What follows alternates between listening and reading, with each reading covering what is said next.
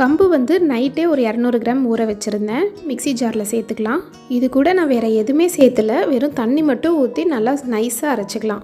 இது கூட நம்ம ஃப்ரெஷ்ஷாக அரைச்சி வச்ச இட்லி மாவு இருக்குல்ல, அது வந்து ஒரு 4 கரண்டி இது கூட ஆட் பண்ணிக்கிட்டோம்னா ரொம்ப ஈஸியான ப்ரிப்பரேஷனாகவும் இருக்கும், டேஸ்ட்டும் சூப்பராக இருக்கும். இந்த மாவுலேயே மிளகாய் தூள், தூளுப்பு, அப்புறம் சோடா உப்பு இதெல்லாம் தேவையான அளவு சேர்த்துட்டு கலந்துடலாம். 3 பெரிய வெங்காயம், பூண்டு இதெல்லாம் போட்டு நல்லா தாளிச்சிட்டு இந்த மாவுலேயே சேர்த்து கலந்துடலாம்.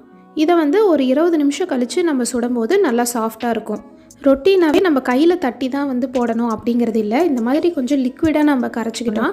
கரண்டிலேயே நம்ம தோசைக்கல்லில் ஊற்றும் போது நல்லா சாஃப்டாக இருக்கும். கையில் தட்டுறது பார்த்திங்கன்னா கொஞ்சம் கெட்டியாக இருக்கும். இதே மாதிரி ப்ராசஸ் தான் எல்லா வகையான பருப்பு, சிறுதானிய தோசை, ரொட்டி எல்லாத்துக்குமே.